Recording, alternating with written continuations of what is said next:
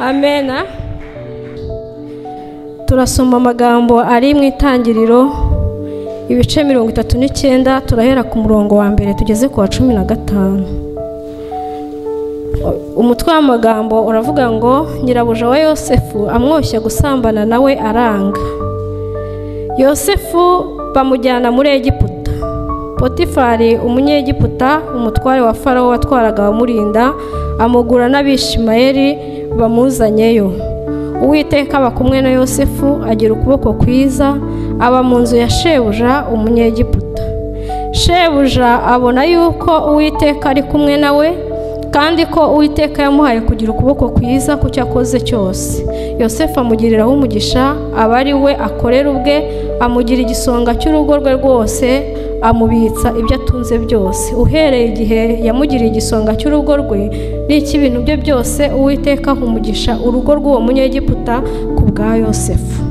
Umugisha w'Uwiteka uba ku byo atunze byose, ibyo mu rugo n'ibyo mu mirima no mu gasozi. Abitsa Yosefu ibyo atunze byose, mu byo amubikije ntiyagira ikindi agenzura keretse kwita ku byo yajyaga arya.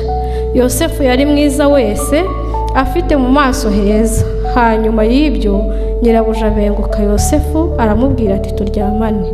Maze ariyangira abwira nyirabuja ati dore databuja ntangenzura ibyo mubikiye byo mu rugo, ndetse ambikije ibyo atunze byose.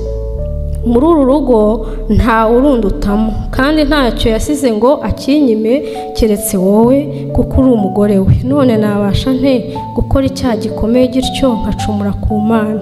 Akajya abibwira Yosefu ko bukeye ntamwumvire ngo aryamane nawe cyangwa abane nawe. Bukeye yinjira mu nzu gukora umurimo we, ari nta bandi bagabo bo mu nzu barimo. Uwo mugore afata umwenda we aramubwira ati turyamane. Amusigira umwenda we arahunga arasohoka. Abonye yuko amusigiye umwenda we agahunga agasohoka, ahamagara abagabo bo mu nzu ye arababwira ati dore yatuzaniye umuheburayo wo kudusekana agasuzuguro, yanyegereye ngo aryamane nanjye. Ntabarisha ijwi rirenga, maze yumvise nteye hejuru ntabaje, asiga umwenda we iruhande rwanjye arahunga arasohoka. Imana itugirire neza. Dusomye amagambo menshi ariko avuga ku nkuru z'umusore witwa Yosefu. Ni amagambo menshi ariko nshaka ko dushakamo umutwe w'ijambo uvuga ngo ni iki kigusunikira kuba utakora icyaha? Ni iki kigusunikira kuba wumva utakora icyaha? Uwo ni wo mutwe nahaye aya magambo. Amagambo muri Bibiliya ushobora kuyasoma nkagira ubusobanuro butandukanye n'ubwundi. Aya magambo mu by'ukuri ashobora kugira teme nyinshi bitewe n'icyo umwuka yagambiriye kuvugira mu iteraniro. Ariko uyu mugoroba umwuka yagambiriye kukubaza ngo ni iki kigusunikira kuba wumva utakora icyaha? Imana itugirire neza. Uyu mwana witwa Yosefu yari umwana w'umugabo witwa Yakobo, akaba yaramubyaye ashaje, kandi mbese akana ko mu zabukuru. Akana ko mu zabukuru gakunda kuryoha, gashimisha ababyeyi. Ubwo rero Yosefu yabaye akana ko mu zabukuru, aba inshuti ya papa we cyane, kuko ngo yamwegeraga akamuganiriza udukuru yakuye aho baragiriraga, akamubwira abakora ibibi, mbese akamuganiriza, bigatuma ise amukunda, kugeza igihe ngo yamuguriye n'ikanzu. Iyi kanzu iyo nyigezeho nibaza ari kanzu yari imeze ite, ariko ubwo yari ikanzu y'agaciro kuko bigaragara ko mu byatumye bene se bamugirira ishyari n'iyi kanzu irimo. Ntekereza ko sinibaza uko yasaga, wenda yari ihenze, ishobora kuba yari doze mu gitambaro gihenze cyangwa se yari nziza, bigatuma bene se bamugirira ishyari, ariko bakanamwangira ngo ko ise amubarutisha cyane. Hanyuma noneho aza no kugira impano z'Imana, kuko ngo yakundaga kurota, kandi yarota n'ibyo arose bikabaho. Ibyo nabyo bene se barabimwangira bamugirira ishyari. Hari abantu bagira ishyari, aba bantu barantangaje. Umuntu agirira ishyari z'inzozi, umuntu yarose zitaranasohora nibura ngo ubone ngo ibintu byasohoye, kuba gusa nakubwira nti narose gutya, ibyo bikagutera ishyari, bigatuma wumva wanyica hava ku isi, inzozi zitarasohora zitarashyirwa mu bikorwa. Aba bantu nabo bari bakwiye gusurwa n'Imana kuko bari abanyeshyari cyane rikabije. Hanyuma ngo noneho igihe kimwe bagiye kuragira, ise aramutuma ati ugenda undebere bene so aho bari urebe ko bari amahoro. Umva akana kagiye kiruka ntacyo kishinjaga, kagenda kagiye kureba bene se aho baragiriye nk'uko se yari amutumye. Ngo kageze mu nzira rero naho bari asanga bahavuye, nuko ni inkuru ndende, cyokora bamurangira aho bari, bo bamubona akiri kure, baramubona aza yiruka, ngo bahita bagambirira kumwica kubera rya shyari ryari ribari inyuma, bagambirira kukica, bacura umugambi ngo nabageraho bamwice, kuko yari yararose arota ngo bamupfukamira, arota mu buryo nyine buzimije, ariko bo bahita bumva ko byasohoye, azabatwara akaba umwami, bakamupfukamira bakamuramya, bahita batangira kugambirira kumwica. Ariko kubera ko Imana yari imufiteho umugambi kuva kera kandi wagombaga gusohora byanze bikunze, hari uko Imana yabigenje. Tumaze kuririmba ngo sinzi uko ubigenza, ngo sinzi n'uko ubikora, ngo icyo nzi nuko utegetse ngo birakumvira birakoreka. Ubwo rero Imana kuko yari izi ko imufiteho umugambi, yari ifite n'uburyo igomba kumurinda kugira ngo wa mugambi wayo uzasohorere muri we. Igihe cyarageze rero byo kumwica, Imana nyine ibiburizamo kubw'umugambi wayo. Hanyuma noneho basanga icyiza ari ukumugurisha, bamugurisha n'Abishimayeli, aragenda agera mu Egiputa aho umugambi w'Imana wagomberaga gusorera. Ageze mu Egiputa nabwo ntago byamworoheye, hari ibintu byinshi duhura nabyo tutihamagariye. Yosefu yari mwiza, nta muntu uhitamo uko avuka asa, yavutse Imana yaramuhaye ubwiza ngo bw'inyuma, buranga bw'inyuma, icyo nacyo kimubera ikigeragezo kuba ari mwiza. Umugore wa Potifari rero ngo aramubenguka, ashaka ko baryamana, kandi Potifari mu byo yari yaramubonye amugirira icyizere, ngo aramukunda, amubonamo ubwiza bw'Imana, amuha ibintu byose kubigenzura byo mu rugo rwe, yewe ngo akamumenyera n'ifunguro. Umuntu buryo ukumenyera ifunguro ni umuntu wizeye, cyane cyane nk'aba bantu b'abami n'abaperezida, burya bagira abahereza badasanzwe, ntabwo ushaka kumugaburira uwo waba uri we wese, baba bafite ababahereza ku buryo nazanagira ikibazo bizaba bifite umuntu bibazwa. Ubwo rero n'uyu nawe yagombaga kugaburira shebuja, niwe wamenyaga ibyo shebuja agomba kurya. Umva yari yamugiriye icyizere gikomeye cyane, amuragiza ibintu byose, kandi noneho ngo Uwiteka yari yaramuhaye kugira ukuboko kwiza ku cyo akozeho cyose, ngo yagiraga ukuboko kwiza. Uku kuboko kwiza Imana iguha umuntu bitewe n'uburyo abanye nayo. Iyo Imana ikwishimira, iyo Imana igukunda, hari ikintu kidasanzwe ikubikamo gitandukana n'icy'abandi. Yosefu yari yamuhaye ngo kugira ukuboko kwiza, ikintu cyose akozeho ngo kikaba cyiza, akagira umugisha, agatanga umugisha, abahesheje umugisha bakawuhabwa, kuko ageze ngo muri uru rugo ibintu byarahindutse, hinjiramo umugisha, kubera ko ibyo yakoraga byose byabaga byiza. Uyu mugore rero nawe yaje kuba ikigeragezo kugira ngo arwanye umugambi w'Imana. Ibi byose byarwanyaga umugambi w'Imana kuri Yosefu, ngo ashaka ko basambana kubera ko yari yamubengutse, yamubonyemo bwa bwiza.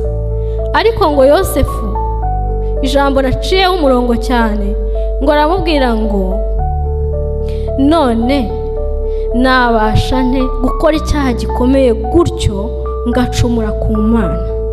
Imana itugirire neza. Biragoye cyane kumva ko uri umwana w'umusore w'umujyambere uturutse mu cyariyo, uvuye mu mwobo aho bari baragutaye bakugurishije ibiceri, kuba wabona amahirwe yo kuryamana n'umugore wa shobuja ukayitesha. biragoye, kuko icyo gihe iyo aramuka abyemeye hari ukundi kuntu yari gufatwa muri urwo rugo. Buriya abadamu bagira influence nini mu rugo, ku buryo icyo bakunze n'icyo bashatse kirakoreka. Ni ukuvuga ngo iyo aza kumwemerera mu buryo bw'umubiri, iyo aza kumwemerera ko baryamana, promosiyo zose zari kuboneka muri icyo gihugu, uriya mugore yari kuzimusabira, agatera imbere yihuse, hanyuma akamurutisha abandi kuko bari kuba bafitanye ibanga. Icyo rero Yosefu ntago we yigeze agitekereza. Icyo yari ahanze amaso, icyo yari agambiriye mu mutima we, ni uko atacumura ku Uwiteka. Imana itugirire neza. Ngo aramubwira ngo nahangara gute? Ntabwo yigeze avuga ngo nahangara gute kuryamana nawe ngo memukire Potifari, databuja wampaye aka kazi akandindisha urugo rwe. Ntabwo ariko yavuze. Yaravuze ngo nahangara gute gukora icyaha kimeze gutyo kugira nkacumura ku Uwiteka Imana yanjye. Nibyo mpamvu ravuze ngo ni iki gituma wumva utakora icyaha? Ese nawe uratinya nka Yosefu kuba utakora icyaha ngo ucumure ku Uwiteka, cyangwa uratinya ingaruka z'icyaha? Kuko hari abantu bakora icyaha birinda gukora icyaha bitewe n'ingaruka zacyo. Umukobwa akavuga ati nindamuka nsambanye nzatwara inda nsebe, ariko icyo gihe uramutse umurangiye inzira yanyuramo agasambana ntatwara inda yasambana. Ndabeshya? Uramutse umubwiye uti nusambana, mbere yo gusambana ugende ujya kunywa ibinini, nusambana ntabwo uzatwara inda, kubera ko ubwoba afite n'ubwo gutwara inda. Icyo gihe ibinini yabigura akabinywa agasambana.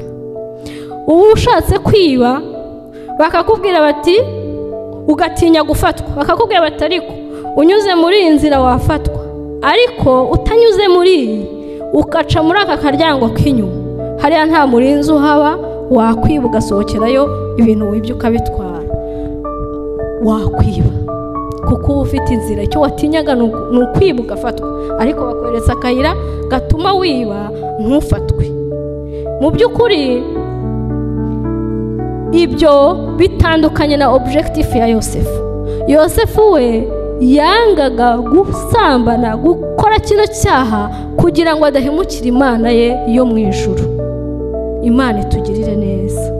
Ese nawe ufite objectif yo kuba utakora icyaha kubw'Imana yacu, cyangwa ufite objectif yo kuba uratinya ko wakora icyaha ugahanwa? Bene uyu muntu utinya ko yakora icyaha agahanwa rero nta kintu kiba kimukingira, kuko urugero nka hano ubu bavuze bati kunywa ibiyobyabwenge ni icyaha, ubinyweye azafungwa, cyangwa se niba ari umunyafurika tuzamupakiza asubire iwabo. Icyo gihe umuntu yakwirinda kugira ngo adasubira iwabo, niba ari icyo atinya atabikobera icyubahiro cy'Imana yacu. Ariko hari igihe umuperezida ashobora kuvaho hakaza uvuga ati noneho munywe ibiyobyabwenge nta kibazo gihari, kubera ko intego yawe cyangwa se ubwoba bwawe ari ubw'uko ubinyweye wasubira iwacu. Hakaza uvuga ati mubinywe rwose wakwinywera byose wanywa kubera ko yaguhaye favor. Ariko hano twebwe turatinya gukora icyaha kugira ngo tutababaza Imana yacu. Niyo ntego y'uyu mugoroba y'iri jambo. Imana irashaka ko tudatinya gukora icyaha kubera ingaruka zikiri inyuma, ahubwo dutinye gukora icyaha kubera icyubahiro cy'Imana yacu. Imana ishimwe. Bene uyu mutima Imana irawukunda, kuko buri Imana ni nziza. Imana yireba mu mutima, ikintu ugambiriye, ikintu utekereza, Imana irakireba ikakimenya, ikamenya uwo uriwe imbere y'Imana. Ubu twese nubwo turi hano, ariko Imana izi imitima yacu, irakuzi, iranzi, izi icyubahiro cyayo muri wowe, izi uko kingana, izi uburyo ki uyiha agaciro, izi uburyo ki ushaka kubana nayo. Imana itugirire neza. ntibizajye bibakuza hano gusa kugira ngo duterane. Imana irashaka ko tuza dufite n'intego. Uze gusenga ufite intego, atari uguhura. Ntibibe ihuriro ryo kugira ngo tuba dukumburanye pe, ariko ntibibe ihuriro ryo kugira ngo tuze guterana, duhure, twihoberanire, twibyinira amakorasi, twitahire, tuzagaruke ku cyumweru. Ahubwo nujya guhaguruka mu rugo ujye ugira intego, uvuge ngo Mana ngiye mu nzu yawe, ese uranshaka wiki? Urifuza ko ngukorera iki? Urifuza ko tubana dute? Ubaze Imana ngo urashaka njyewe nawe, njyewe nawe. Ube unique imbere y'Imana yawe, mugira icyo muvugana, mugira icyo mwumvikanaho, umenye umurongo Imana igushakaho, bityo nawe wumve ko icyubahiro cy'Imana kigenda kizamuka mu mutima wawe.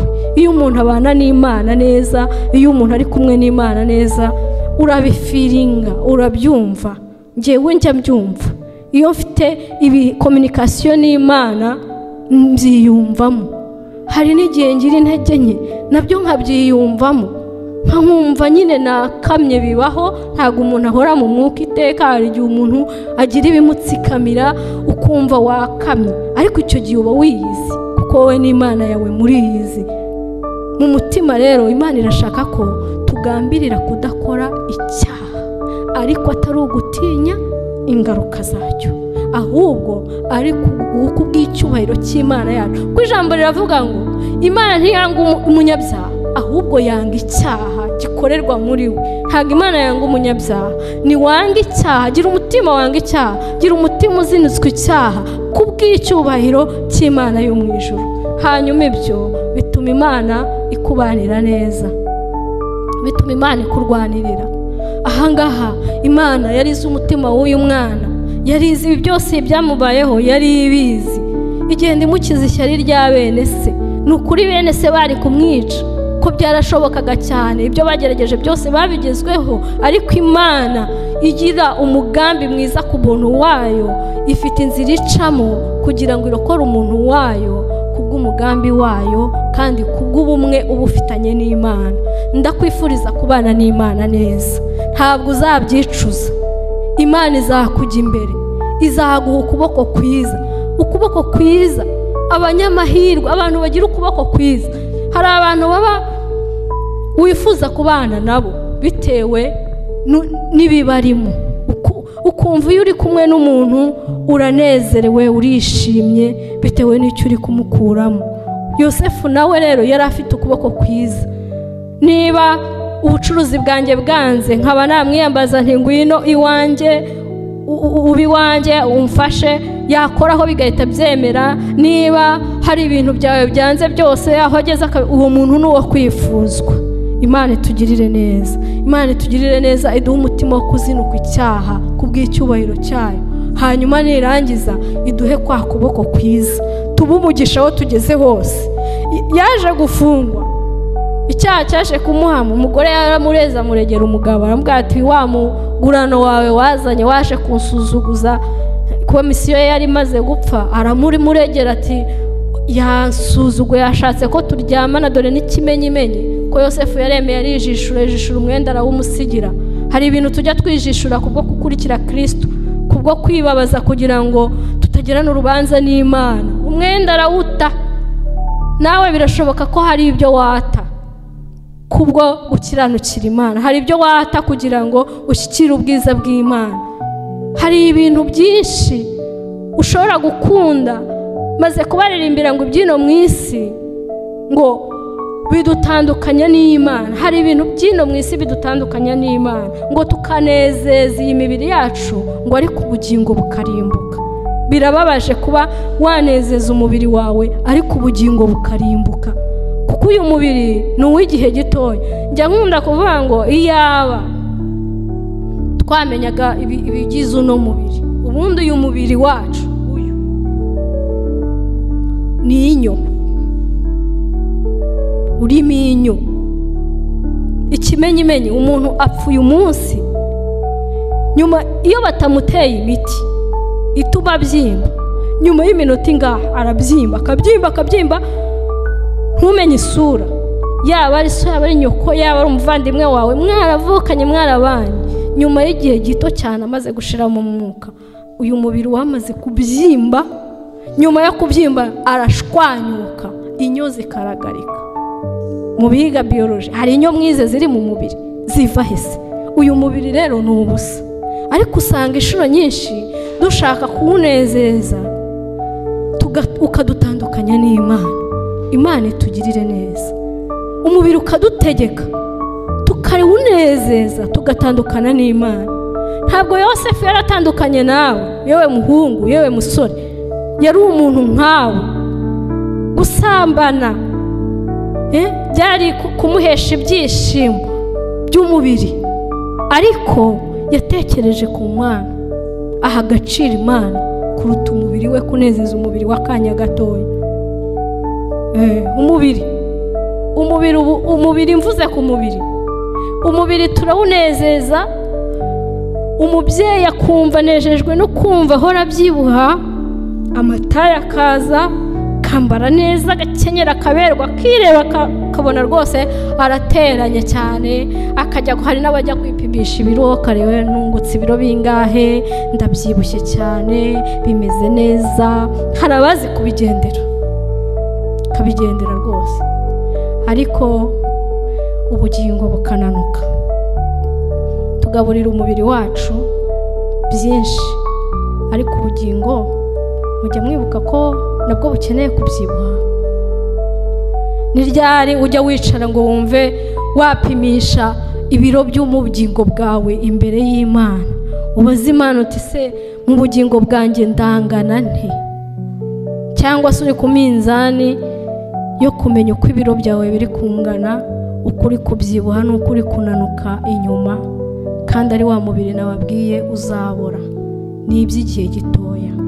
Na Yosefu rero iki cyaha yari kugikora akanezeza umubiri, ariko byari iby'igihe gitoya, kandi amasezerano ye yari akubiye inyuma, yaje inyuma y'iki kigeragezo yahuye nacyo. Ni ukuvuga ngo iyo yemera akava mu mugambi w'Imana agakora iki cyaha, byari kuba birangiye. Ntabwo umugambi Imana yari mufiteho wari kuba ugisohoye, kandi birashoboka ko uyu mugore yari kumara kumukoresha iki cyaha, akaba ari nawe umuvamo akanamugambanira, hanyuma umugambi w'Imana kuri we ukaburizwamo. Ariko kubera ko Imana yari mufiteho umugambi, kandi nawe yari afite umutima wo kumva atacumura ku Mana, Imana yaramurengeye ahatambuka neza. Bene data, ijambo ry'Imana riri kutugira inama kugira ngo tugire ibyo twiyambura, tugire ibyo twiyambura kubwo icyubahiro cy'Imana yacu, tugire ibyo twiyambura kubwo kutiteranya n'Imana yacu. Ibyo ngibyo bizatuma tugera ku mugambi Imana idufitiye, bizatuma tugera ku cy'Imana yatubesherejeho. Imana yatubesherejeho kugira ngo tuyisenge, tuyisingize, tuyiramye, tuyibwire n'abatayizi nabo bayimenye. Ntabwo Imana yaturemye kugira ngo ujye tubona turimo gupfapfanira muri iyi si y'akanya gatoya. Imana itugirire neza, kandi umuntu yumve intego ituma agomba kubaho mu buzima budakora icyaha, ko ari ukugira ngo adacumura ku Mana, ngo yiteranye nayo. Ntibibe kwanga ingaruka z'icyaha, ahubwo bibe kugira ngo izina ry'Imana yacu rihabwe icyubahiro. Uyu mugabo, uyu musore yabaye umwana w'ukuboko kwiza, kugeza ubwo afunzwe ageze mu nzu y'imbohe, ngo umurinzi nawe amurindisha abandi banyururu. Aramubwira ati, ubuyobozi bwose bw'igereza ndabuguhaye, nkontororera abarimo, agubwa neza. Aho umuntu w'Imana ageze hari ababyungukiramo. Uyu murinzi w'imbohe nawe yabyungukiyemo, yidesharija akazi, agaha Yosefu ngo amufashe kurinda imbohe, kandi ngo mu gihe yabikoze neza cyane, nta kibazo cyabaye. Uyu murinzi aramushima, aranezerwa, mbese aho yageraga hose ibintu byabaga byiza. Ndakwifuriza uyu mugoroba kumera nk'uyu mwana w'umuhungu, ukagira intego muri wowe, kandi ukamenya. Umuntu wese wakubaza ati kuki wumva utakora icyaha, ukabuza icyo ugomba kumusubiza, atari ukuvuga ngo ntago nakora icyaha ati kubera no impamvu ituma tudakora icyaha ni ukugira ngo tutababaza Imana yacu, tutajya kure y'Imana yacu. Ntabwo dutinya. Niba ukiri hano wumva gukora icyaha ari uko watinya ingaruka zacyo, ntabwo Imana irinjira muri wowe. Umuntu Imana yinjiye muri we atinya icyaha kubwo kwanga ko cyamutandukanya n'Imana. Imana itugirire neza. Ndumva tugiye gusenga, nta bintu byinshi turi buvuge. Amagambo Imana yashyize muri jyewe uyu mugoroba nayo ngayo, kandi ndabizi neza yuko ijambo ry'Imana ritajya rimanukira ubusa. Ibyo ari byo byose riza hari ikintu ritumwe kuza gukora, kuko ngo ribereyeho kutwigisha, ribereyeho kuduhugura, ribereyeho kudukangura. Tuzarikora turivuga kugeza ubwo Umwami wacu azaza. Tugiye gusenga rero, tubwire Imana ngo Mana, ikintu cyose cyadukururira mu byaha turacyanze, kugira ngo tutashyira urusika hagati yacu nawe, kuko aricyo twamaze kumenya ko icyaha aricyo kidutandukanya n'Imana. Imana itugirire neza. Mana yacu, Mana igira neza, Mana ishobora byose kandi iraheraho mu ijuru. Turagushimiye kuko waturemeye ijambo kugira ngo ritwigishe kandi ridukangurire kugukiranuka. Iri ni ijambo ryawe ry'ukuri, kandi iri ni ijambo ryahumetswe nawe. Turasenze kugira ngo icyo washimye uyu mugoroba ko twumva, ukaba wemeye ko tucyumvisha amatwi yacu, ukaba wemeye ko cyumvwa n'aba bantu. Turasenze kugira ngo urishyigikirire ijambo, ushyigikirire ijambo mu mitima ya buri wese, ushyigikirire ijambo mu mitima y'uryumvise, kandi rigira icyo rikora, rigira icyo rihindura. Tugize icyifuzo gikomeye cyo gushaka kwanga gukora icyaha kugira ngo tudatandukana n'ubwiza bwawe. Ngwino twambike imbaraga, kuko turi kubona ko hari n'abantu badutambika ibintu kugira ngo dukore ibyaha. Isi yacu irimo byinshi bidutandukanya n'Imana, tukanezeza imibiri yacu, ubugingo bukarimbuka. Isi yacu irimo byinshi bidutandukanya n'Imana, tukanezeza imibiri yacu, ubugingo bukarimbuka. Dore umunsi gifite mu isi n'uwa none, ejo si uwanjye. Ubugingo n'umutima wanjye bibi bya Yesu iteka ryose. Dore umunsi ufite mu isi n'uwa none, ejo si uwawe. Ubugingo n'umutima wawe bibi bya Yesu iteka ryose.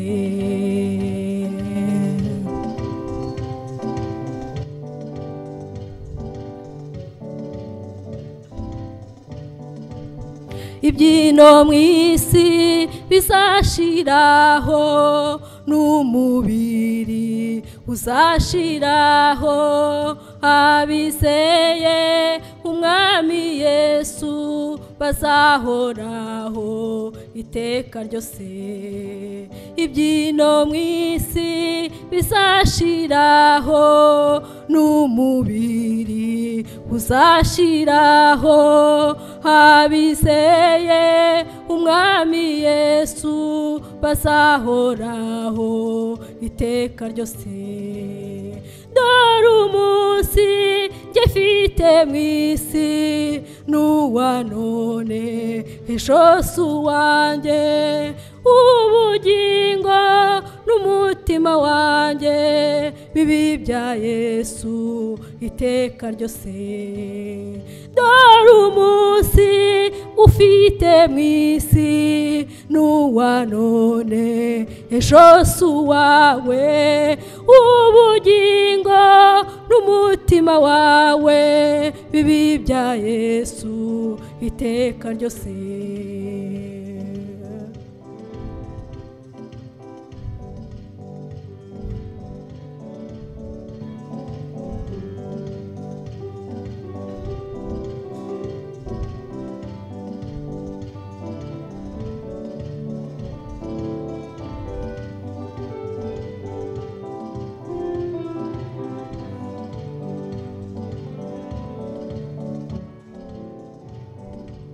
Ibyino mu isi ntibizagukiza amaboko y'Umwami Imana, kandi ntuzi umunsi n'igihe mwene data usange Yesu.